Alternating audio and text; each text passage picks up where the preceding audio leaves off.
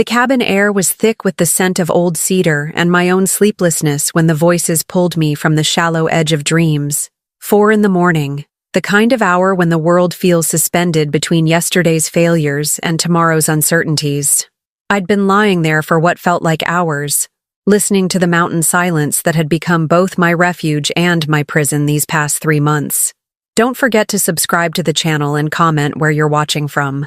The floorboards beneath my bare feet were cold as I crept to the window, my 62-year-old joints protesting with each careful step. Through the frost-etched glass, I could see 2 figures moving like shadows across the lot next door, the empty plot that Cody and I had bought 15 years ago, back when we still believed in forever, back when we still believed our children would want to build memories here instead of just claiming their inheritance. My daughter Dwayne's voice carried on the thin mountain air, sharp with the authority she'd inherited from her father, and refined through 20 years of corporate law. Even in whispers, she commanded. Even at dawn, in hiking boots and a mud-stained jacket, she moved with the precision that had made her the family's unofficial executor long before Cody's heart gave out last winter. Deeper, Oscar. It has to be deeper. Her husband's response was lost in the scraping of metal against frozen earth, but I could see his shoulders working, see the steam of his breath in the cold air. Oscar, who'd charmed his way into our family with his easy smile and investment banker credentials, now looked like a common gravedigger in the pale pre-dawn light.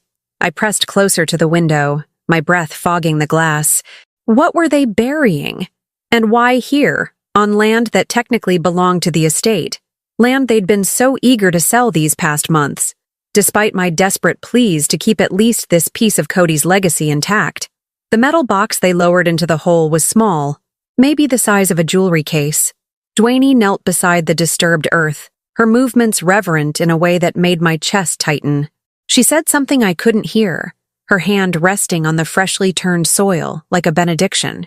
They worked quickly after that, replacing the earth, scattering leaves and pine needles with the practiced efficiency that had characterized every decision they'd made since Cody's funeral. No consultation, no consideration for the woman who'd shared 38 years with the man whose memory they were supposedly honoring. I remained frozen at the window until their headlights disappeared down the winding mountain road, leaving me alone with questions that tasted like betrayal and the kind of cold that had nothing to do with the October morning. The walk to the neighboring lot took longer than it should have, not because of the distance, barely 50 yards through the pines, but because each step felt like a decision I couldn't unmake. The shovel I'd grabbed from Cody's tool shed felt heavier than it had any right to, weighted with the knowledge that whatever I was about to uncover would change something fundamental between my daughter and me. The disturbed earth was easy enough to find. Dwayne might be meticulous in her professional life, but she'd never been much for manual labor. The rectangular patch of loose soil stood out like a scar against the forest floor's natural carpet of decomposing leaves. I dug carefully at first, almost reverently, as if I were excavating something precious rather than pursuing something hidden. The metal scraped against my shovel after 20 minutes of work, and my hands shook as I brushed away the remaining dirt. It was a safety deposit box. Small, unremarkable, secured with a lock that had been damaged, forced open, then pressed closed again. The kind of box Cody had always kept at the bank downtown, filled with important papers and the few valuable items we'd accumulated over decades of careful saving. Inside, nestled in faded blue velvet, lay my grandmother's ring, the Art Deco diamond surrounded by sapphires that Cody had given me for our 10th anniversary, after I'd spent months admiring it in the family photos my mother had shown me before she died. The ring I'd worn every day until arthritis forced me to keep it in the jewelry box on my dresser. The ring that had disappeared sometime after Cody's funeral, during one of the many times Dwayne and Oscar had been helping me sort through his belongings. But it wasn't just the ring. Beneath it, wrapped in tissue paper that had gone soft with age, were my mother's pearls. The ones Cody had surprised me with on our 25th anniversary, having bought them back from the pawn shop where I'd reluctantly sold them during his first heart attack, when the medical bills had threatened to swallow our savings. And underneath the pearls, in a small manila envelope, were the deeds. Not photocopies, not duplicates. The original deeds to both this cabin and the lot where I now knelt in the dirt. The properties Cody had signed over to Dwayne and Oscar 3 years ago, when his health was declining, and they'd convinced him it would be easier for tax purposes to transfer ownership early. My scream, when it came, was raw enough to send a pair of ravens exploding from the pine overhead. It was the sound of 38 years of trust shattering against the reality of calculated theft. The sound of a mother realizing that her daughter hadn't just inherited her father's property, she'd stolen pieces of her mother's heart and buried them like evidence. I knelt there in the dirt, surrounded by the recovered pieces of my life, and felt something shift inside my chest. Not breaking. I'd done enough breaking these past months. This was different. This was hardening, crystallizing into something sharp enough to cut. Dwayne had always been ruthless in her professional life. I'd admired that about her, even when Cody worried she was too aggressive, too willing to sacrifice relationships for advancement.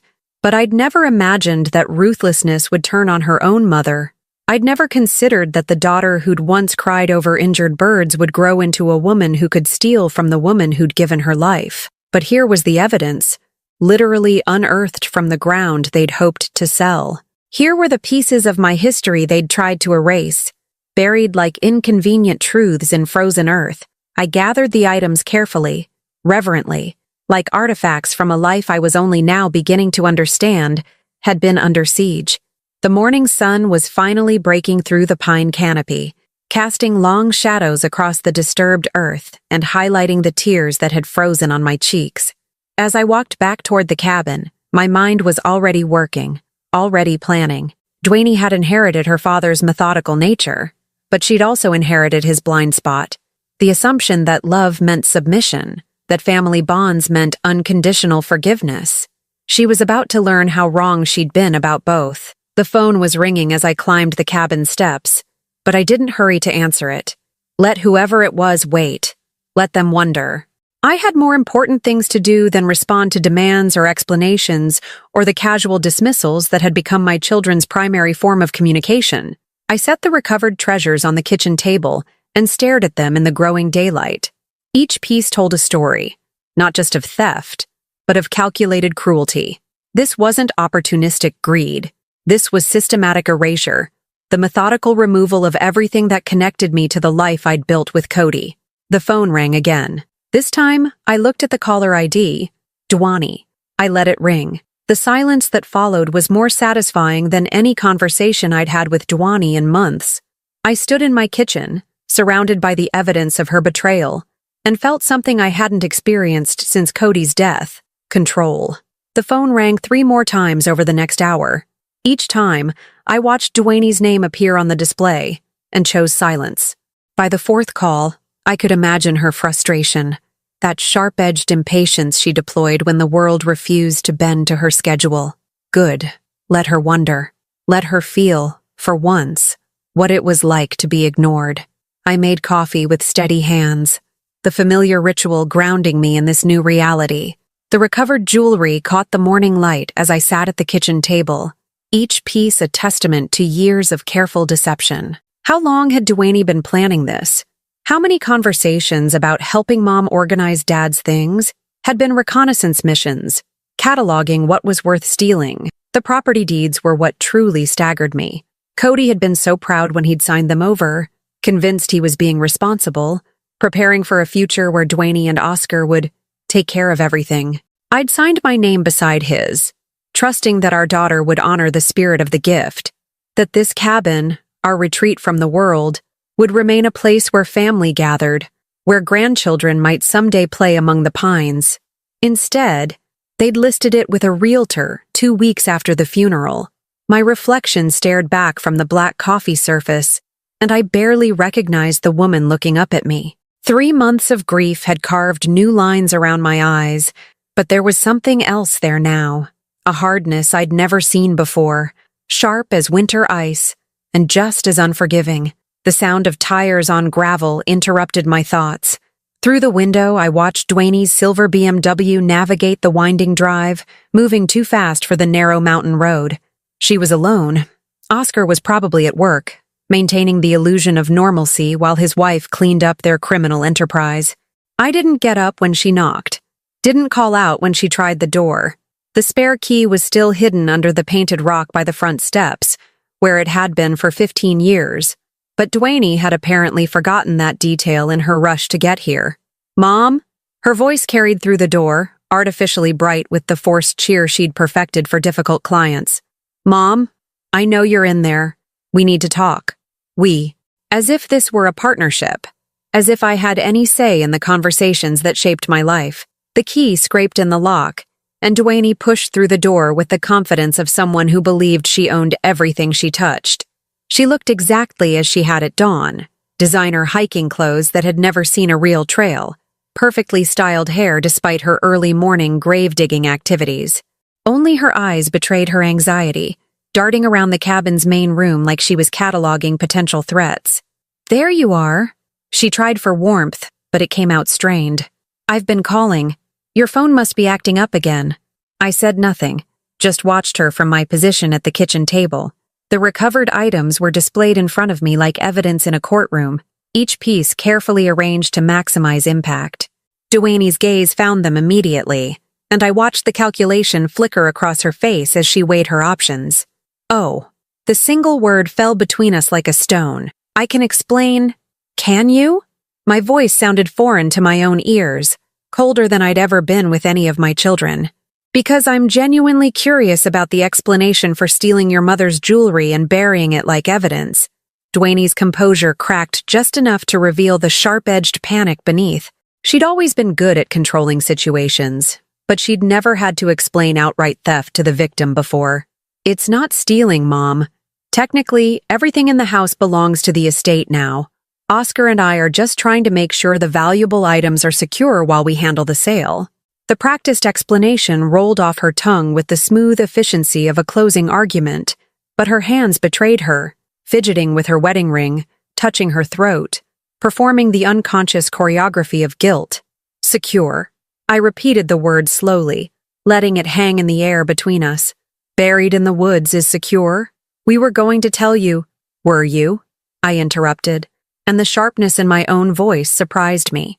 "The same way you were going to tell me about listing this cabin for sale? The same way you told me about transferring Dad's life insurance to your personal account?" The color drained from Dwayne's face.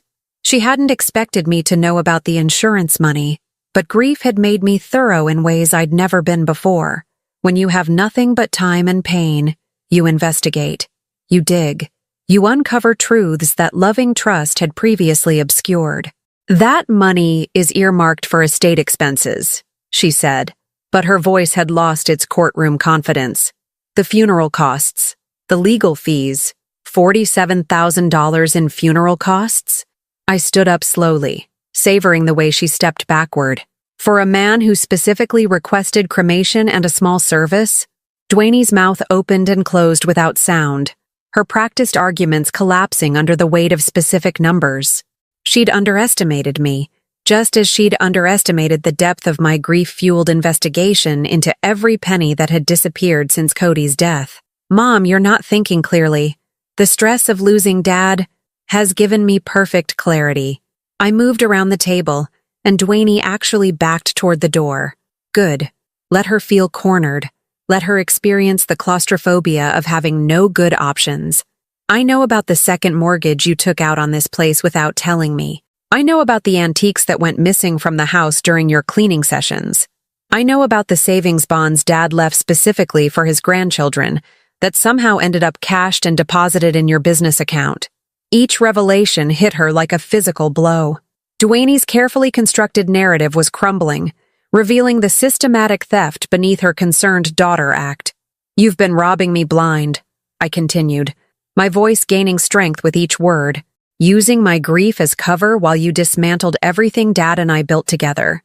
And you had the arrogance to bury the evidence on land you were planning to sell out from under me? This isn't what you think. Then explain it to me."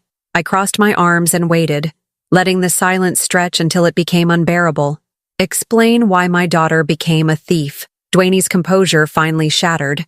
The mask of professional competence fell away, revealing something desperate and ugly underneath. "Because you can't take care of yourself." The words exploded out of her with volcanic force. "Because you're 62 years old, And you've never made a single financial decision without Dad holding your hand. Because someone has to be the adult here, and it's obviously not going to be you. The cruelty was breathtaking in its precision. Each word was chosen to wound, to reduce me to the helpless widow she'd decided I should be. But instead of collapsing under the attack, I felt that new hardness inside me crystallize into something unbreakable. I see. My voice was steady, almost conversational. So stealing from me was an act of mercy. How generous of you. I'm trying to protect you from making terrible decisions with money you don't understand. Like the terrible decision to keep my own jewelry? Or the terrible decision to want to die in the home I've lived in for 20 years? Dwayne's face flushed red.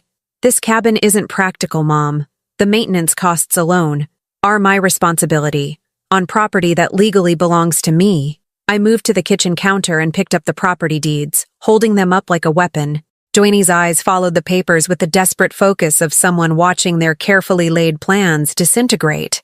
These deeds name me as joint owner with full survivor's rights, I continued. Dad didn't sign this property over to you. He signed it over to both of us, with automatic transfer to the survivor, which, in case you've forgotten, is me. The legal reality hit Dwayne like a physical blow. She'd been operating under the assumption that I was too grief-stricken to understand the paperwork, too trusting to question her version of events. She'd bet everything on my continued ignorance. She'd lost. We can work this out, she said, but her voice had lost all its authority. There's no need for this to become adversarial. We're family. Are we? I set the deeds back on the counter with deliberate care, because families don't usually bury evidence of theft in each other's backyards. Dwayne opened her mouth to respond, but I held up a hand to stop her. I want you to leave now, I said. Take your explanations and your rationalizations and your concern for my well-being and get out of my house. Mom, get out.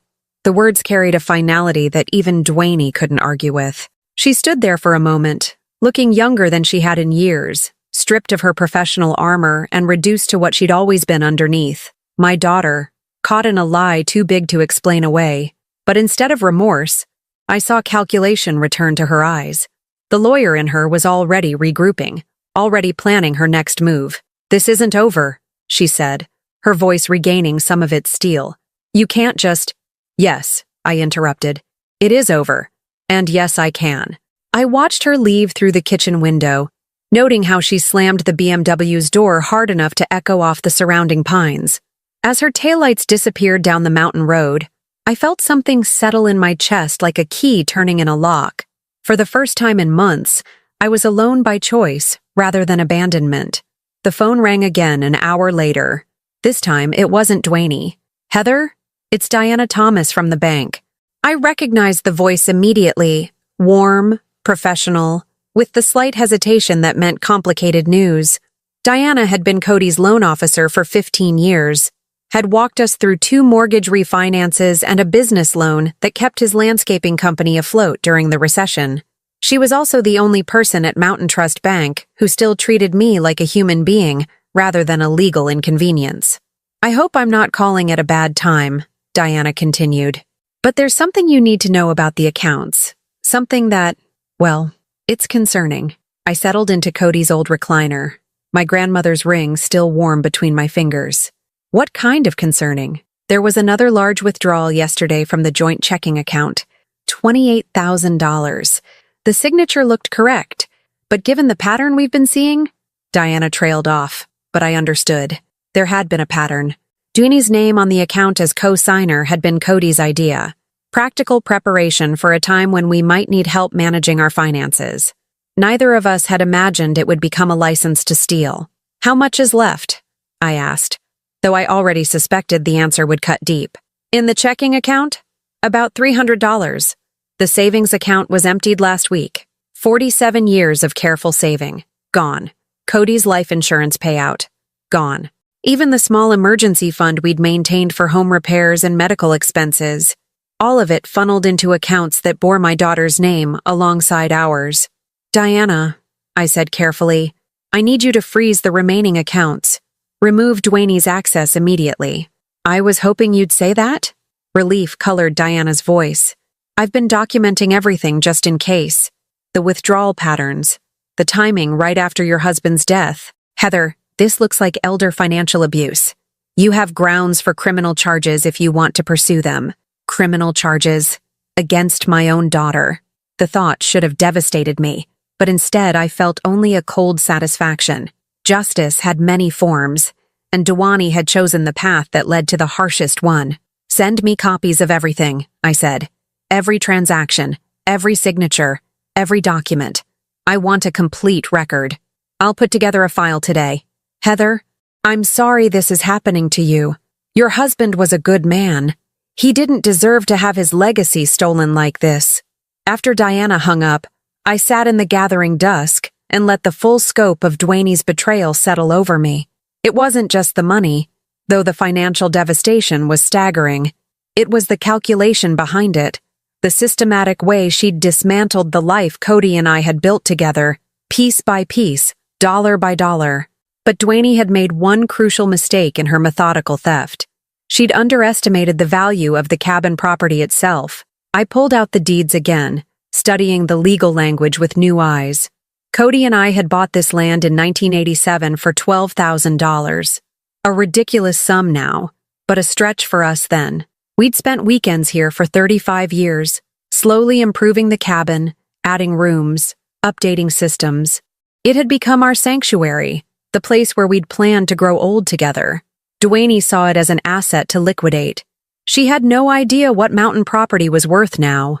My laptop was ancient, bought during Cody's final illness to help me manage his medical appointments and insurance claims, but it still connected to the internet, and it didn't take long to find what I was looking for. Recent sales in the area, property values, market trends. The numbers made my breath catch. Similar cabins were selling for over $400,000. Lakefront properties like ours, with private access and mature trees, were going for even more. Dwayne's eagerness to sell suddenly made perfect sense. She wasn't just stealing my home. She was stealing what amounted to my entire retirement security. The sound of a car engine interrupted my research. Through the window, I could see headlights coming up the drive, but this wasn't Dwayne's BMW. The vehicle was older, smaller, moving carefully on the winding road. I opened the door to find a woman about my age standing on the porch, holding a casserole dish and looking uncertain.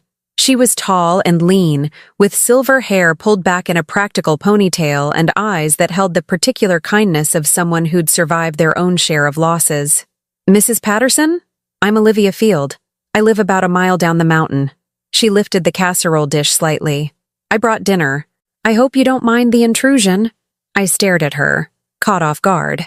In 3 months of living at the cabin full-time, no one had visited except Dwayne and the real estate agent she'd brought by without asking permission.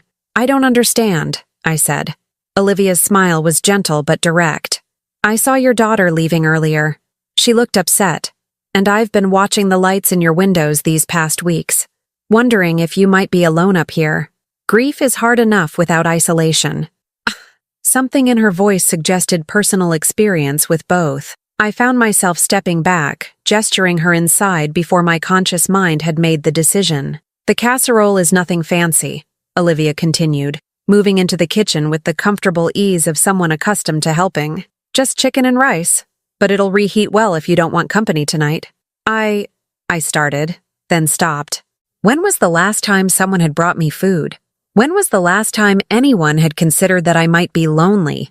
Might need the simple human comfort of shared conversation. You don't have to explain anything, Olivia said, setting the dish on the counter and taking in the recovered jewelry still spread across the kitchen table. Her eyes lingered on the property deeds, and I saw understanding flicker across her face. Sometimes families can be more complicated than we ever imagined they'd be. The simple acknowledgement broke something loose in my chest.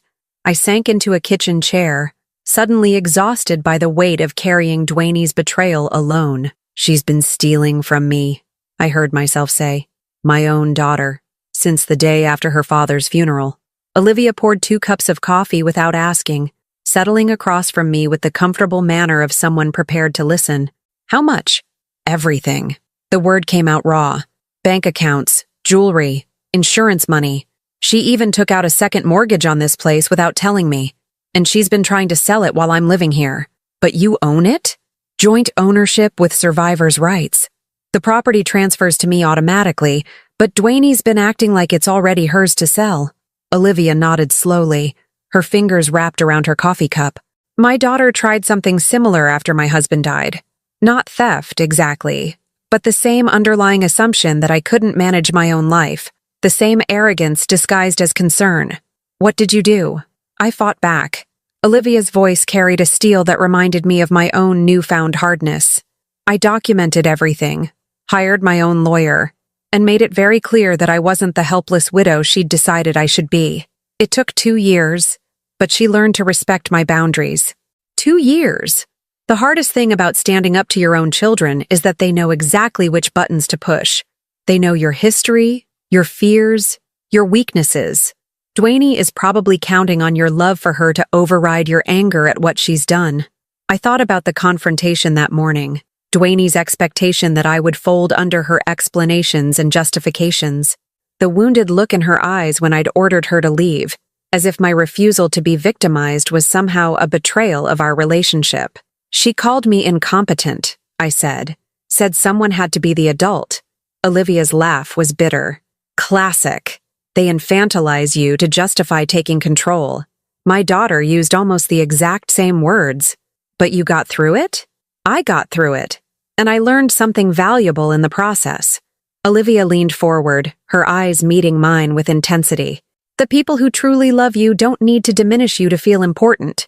Real family lifts you up, doesn't tear you down to steal what's yours. We sat in comfortable silence for a few minutes. 2 women who'd been forced to learn hard truths about the people they'd raised and loved. Outside, the mountain darkness was complete, broken only by stars that seemed impossibly bright after so many months of clouded judgment. There's something else you should know, Olivia said eventually. About the property values up here. My attention sharpened. What about them? I sold my husband's workshop last year. Similar size lot, similar improvements. Got $600,000 for it. She watched my face carefully. Lakefront property like yours, with the privacy and mature landscaping? You're sitting on close to $1 million in assets. The number hit me like cold water. $1 million. Dwayne wasn't just stealing my monthly bill money. She was trying to steal my entire financial future. She has to know, I said, more to myself than to Olivia. She's been researching the sale. She has to know what it's worth, which makes it grand larceny, not just family drama. Olivia's voice was matter of fact. With that kind of money involved, this moves into serious criminal territory. I stared at the property deeds spread across my kitchen table, seeing them with new eyes. They weren't just papers. They were my security, my independence, my power to choose how the rest of my life would unfold. Dwayne's theft wasn't just cruel. It was devastating on a scale I was only beginning to understand. I need a lawyer, I said. I know a good one, someone who specializes in elder abuse cases. Olivia pulled out her phone. Her name is Mary Hannity. She helped me when my daughter was trying to have me declared incompetent so she could control my finances. Mary doesn't mess around. As Olivia scrolled through her contacts, I felt something settling in my chest. Not just resolve, I'd had that since morning. This was something deeper. For the first time since Cody's death, I wasn't alone in understanding what was happening to me. Dwayne had counted on my isolation, on my grief-induced paralysis. She'd assumed I would remain the passive widow, grateful for any attention even when it came wrapped in theft and betrayal. But Dwayne had never met Olivia Field, and she had no idea what her mother was capable of when she finally stopped grieving and started fighting. The phone rang again as Olivia was writing down Mary Hannity's number. This time, I answered on the first ring. Heather? Dwayne's voice was tight with barely controlled panic. We need to talk. No, I said, my voice steady as mountain stone. We don't. The silence on Dwayne's end stretched long enough that I could hear her breathing, rapid and shallow. Olivia watched me from across the kitchen table, her presence a reminder that I was no longer fighting this battle alone. Mom, please. I know you're upset, but you're not seeing the bigger picture. I'm seeing it perfectly clearly. I met Olivia's eyes, drawing strength from her encouraging nod. I've spent the afternoon educating myself about property values, bank records, and elder abuse laws. The picture is very clear indeed. Another pause. When Dwayne spoke again, her lawyer's composure was cracking at the edges. Whatever you think you know, I know you've stolen over $300,000 from accounts that had my name on them. I know you took out a $40,000 second mortgage on property you don't own. I know you've been planning to sell $1 million asset without the legal owner's consent. Each fact landed like a blow, and I could hear Dwayne's sharp intake of breath. Shall I continue? $1 million? Dwayne's voice shot up an octave. Mom, that's ridiculous. No one's going to pay that much for an old cabin. Olivia Field's husband sold a similar property for $600,000 last year. Lakefront parcels with mature trees are going for even more. I glanced at Olivia, who nodded confirmation. But you already knew that, didn't you? That's why you were so eager to get me to sign those listing papers. The silence that followed was different, heavier, more dangerous. When Dwayne finally spoke, the pretense of daughterly concern had evaporated entirely. You have no idea what you're doing, she said, her voice cold as January wind. You can't manage a property like that alone. The taxes, the maintenance, the liability issues. You'll lose everything within a year. There it was again. The assumption that I was incompetent, that my 62 years of life experience counted for nothing without her guidance. But this time, instead of wounding me, her condescension only sharpened my resolve.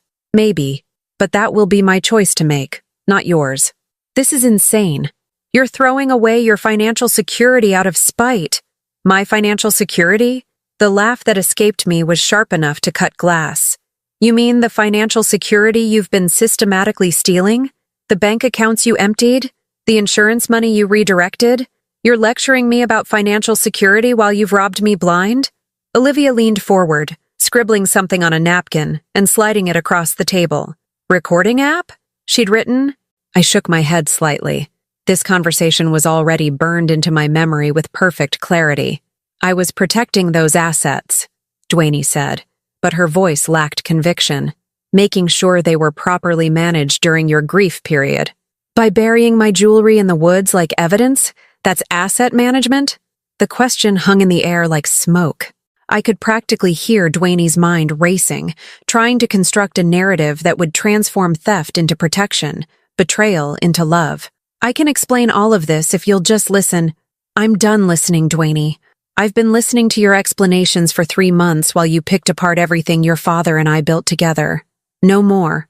Mom, I hung up.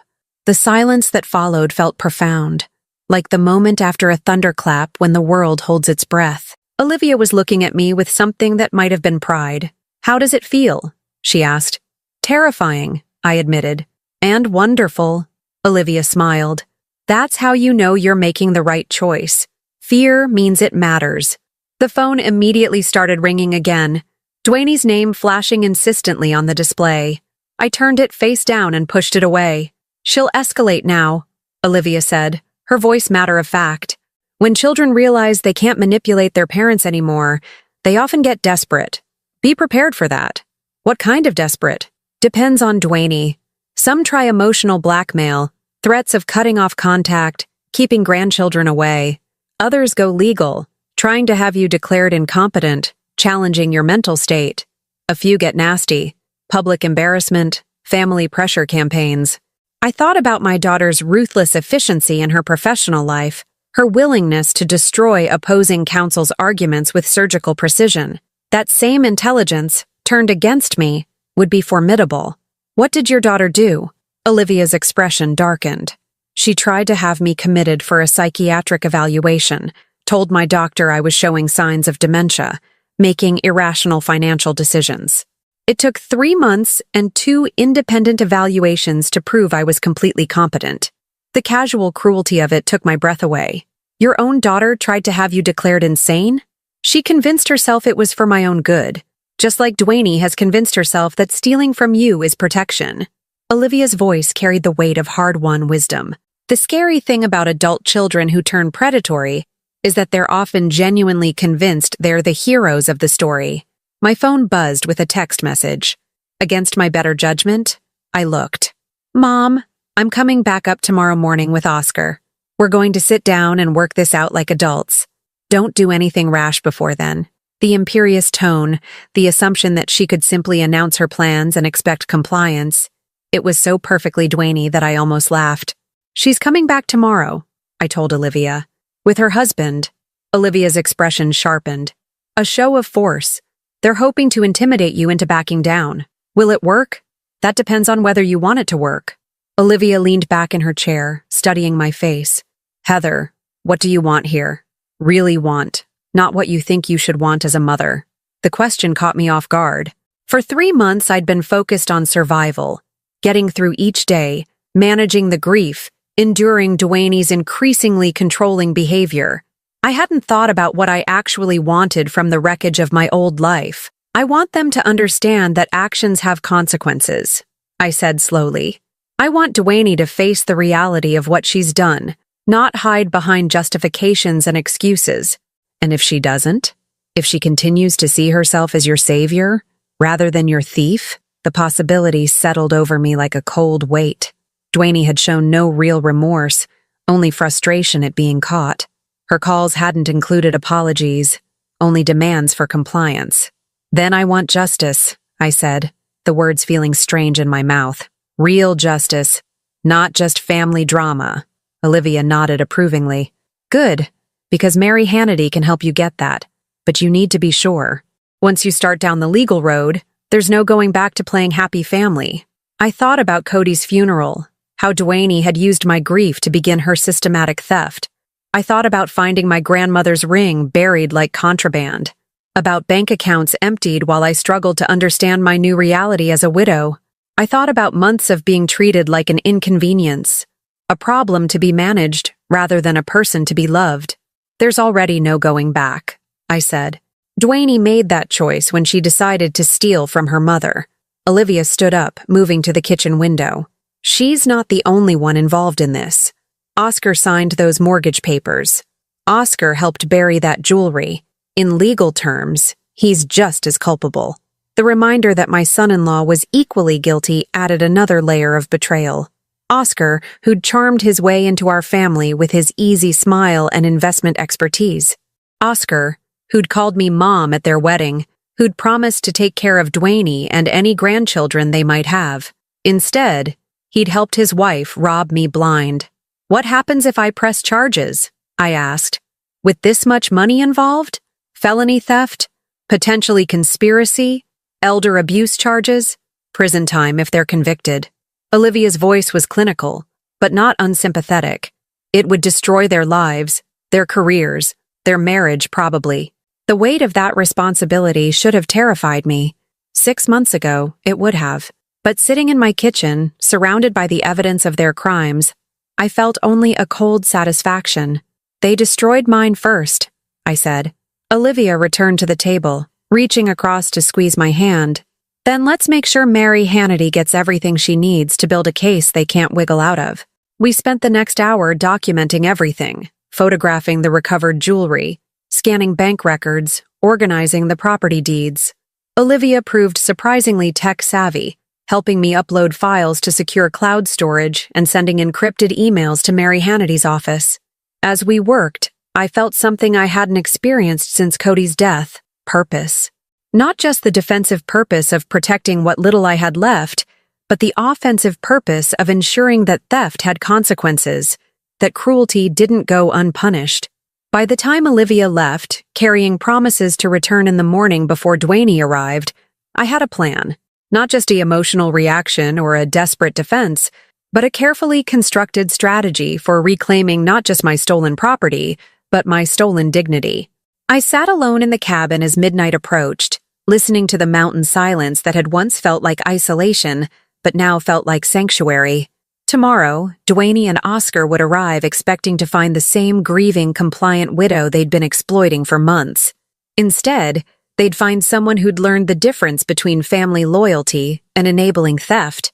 Someone who'd discovered that love without respect was just manipulation by another name. Someone who'd finally stopped grieving long enough to start fighting. The phone rang one final time before I went to bed. Dwayne again, probably planning her strategy for tomorrow's confrontation. I let it ring, smiling as I climbed the stairs to the bedroom Cody and I had shared during happier times. Some conversations were worth having, Others were just noise, and I was finally wise enough to know the difference. They arrived at 10 in the morning, Dwayne's BMW followed by Oscar's black Mercedes, a convoy of expensive cars climbing the mountain road like an invasion force. I watched from the kitchen window as they parked, noting how they moved with military precision, Oscar carrying a leather briefcase while Dwayne clutched a manila folder thick with documents. They'd come prepared for war. Good. So had I. Olivia had arrived an hour earlier, bringing fresh coffee and the quiet strength of someone who'd fought this battle and won. She sat at my kitchen table now, looking perfectly at home, her presence a reminder that I wasn't the isolated widow Dwayne expected to find. "Remember," Olivia said as the car doors slammed outside, "they're going to try to overwhelm you with paperwork and legal terminology. Don't sign anything, don't agree to anything. Just listen and take notes." I nodded, my hand steady as I poured coffee for myself. 3 months ago, the sound of Dwayne's footsteps on the porch would have filled me with desperate gratitude. My daughter, coming to visit, bringing the illusion of family connection. Now, those same footsteps sounded like approaching thunder. Dwayne didn't knock. She used the spare key with the entitlement of someone who believed she owned everything she touched, pushing through the door with Oscar close behind. Both of them stopped short when they saw Olivia, their carefully planned dynamic disrupted by an unexpected variable. "Mom," Dwayne said, her voice artificially bright, "I didn't know you had company." "Olivia Field," I said smoothly. "My neighbor. She's staying." The introduction hung in the air like a challenge. Dwayne's eyes flicked between Olivia and me, calculating rapidly. She'd expected to find me alone, vulnerable, ready to fold under the combined pressure of her disappointment and Oscar's financial expertise. "This is a family matter," Oscar said, his investment banker smile not quite masking his irritation. "Perhaps Mrs. Field could stay exactly where she is," I interrupted. "Unless you'd prefer to have this conversation with my attorney present instead." The word attorney landed like a physical blow. Dwayne actually stepped backward, her grip tightening on the folder she carried. "There's no need for lawyers," she said quickly. "We're here to work things out, to find a solution that works for everyone." "Everyone?" I set my coffee cup down with deliberate care. "You mean a solution that lets you keep the money you stole while I pretend it never happened?" Oscar cleared his throat, setting his briefcase on the kitchen counter with the authority of someone accustomed to controlling financial discussions. "Heather, I understand you're upset. Grief can make us see things in ways that aren't entirely rational. Don't." The word came out sharp as a blade. "Don't you dare stand in my kitchen and call me irrational after helping your wife steal from me for 3 months." Oscar's practiced composure flickered.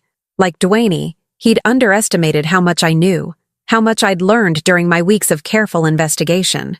"The funds were moved for security purposes," he continued, but his voice had lost its confidence. "During estate transitions, it's common practice to consolidate assets to prevent what? The legal owner from accessing her own money?" I pulled out the bank statements Diana had provided, spreading them across the table. $312,000. That's how much you and Dwayne have stolen from accounts with my name on them. Dwayne moved closer, her lawyer's instincts finally kicking in. "Those accounts were joint accounts. We had legal authority to steal from your grieving mother." Olivia's voice cut through the kitchen like ice. "Is that what they taught you in law school, Dwayne?" Dwayne's face flushed red.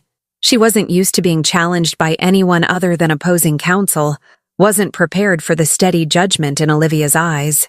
"This is between my mother and me," Dwayne snapped. "No," I said quietly.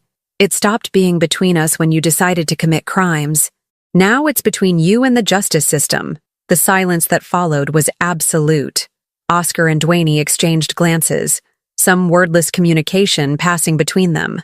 When Dwayne spoke again, her voice had shifted into full courtroom mode. "You're making a mistake, Mom. A big one. If you think you can manage this property alone, if you think you can handle the taxes and maintenance and legal liability of $1 million asset, you're deluding yourself." There was the threat, delivered with surgical precision. "Submit to our theft or lose everything through your own incompetence." "Maybe," I said, "but that's my choice to make." "Is it?" Oscar opened his briefcase, pulling out a thick stack of documents. Because we've done the math, Heather. The property taxes alone are going to run you $40,000 a year. The insurance, the utilities, the maintenance on an aging structure. You're looking at $70,000 annually just to keep the lights on. He spread the papers across my kitchen table like evidence in a trial, each document carefully crafted to demonstrate my financial inadequacy. Without the income from Cody's business, without the savings we've been protecting for you, how exactly do you plan to afford that? Dwayne leaned forward, her voice taking on the gentle condescension she probably used with confused clients. We're trying to save you from bankruptcy, Mom, from losing everything Dad worked for. It was beautifully done, I had to admit. The perfect combination of financial intimidation and emotional manipulation, designed to make me grateful for their theft rather than angry about it. 6 months ago, it might have worked. You're right about the costs, I said, pulling out my own folder, the research I'd done with Olivia's help. Property taxes, insurance, maintenance. It's expensive to own valuable real estate. Dwayne relaxed slightly, mistaking acknowledgement for surrender. But you've forgotten something important, I continued. I don't have to live here year-round. I don't have to maintain this as my primary residence. I pulled out the rental listings Olivia had helped me research. Properties similar to mine that were bringing in substantial income from vacation rentals and seasonal leases.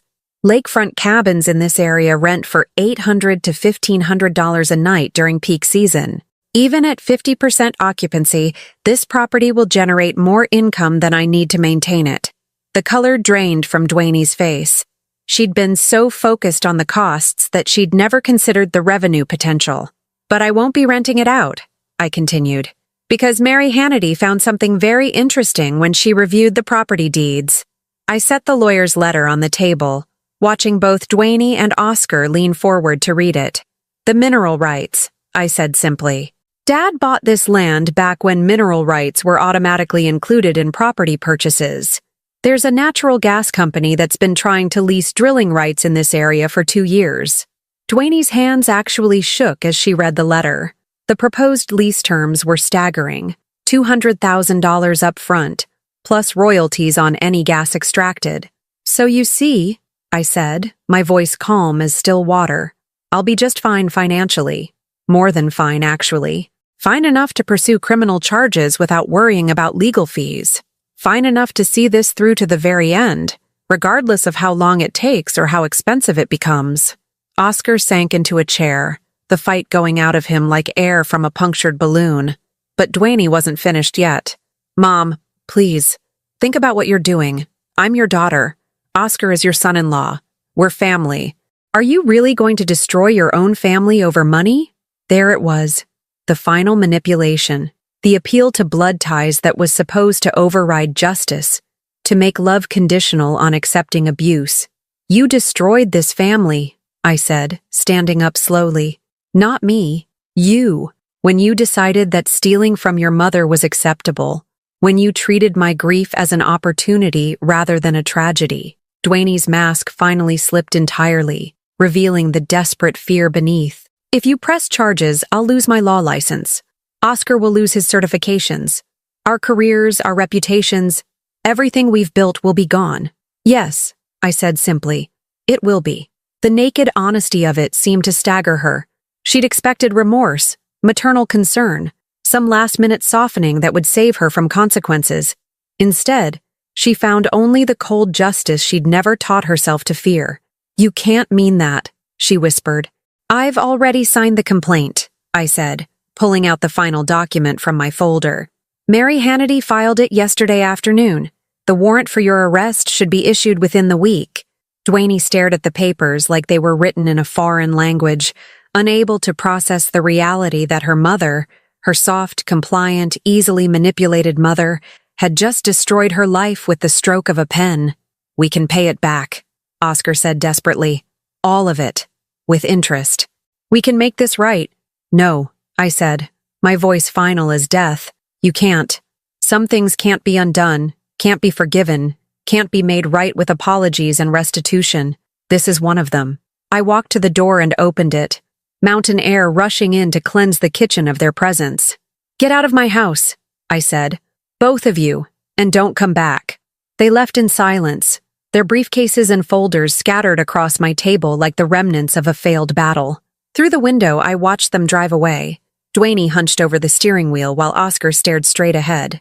I felt no satisfaction in their defeat, no joy in their destruction, but I felt something more valuable than either: the return of my own dignity. Olivia helped me clean up the scattered papers, neither of us speaking until the kitchen was restored to order. "How do you feel?" she asked finally. "Free," I said, and meant it. For the first time in 3 months, completely free. 6 weeks later, I received a letter from the county jail. Dwayne, writing to say she was sorry, that she'd never meant for things to go so far, that she hoped someday I might find it in my heart to forgive her. I read it once, then filed it with the other documents from the case. Some apologies come too late to matter. Some consequences are exactly what they should be, and some bridges are meant to burn.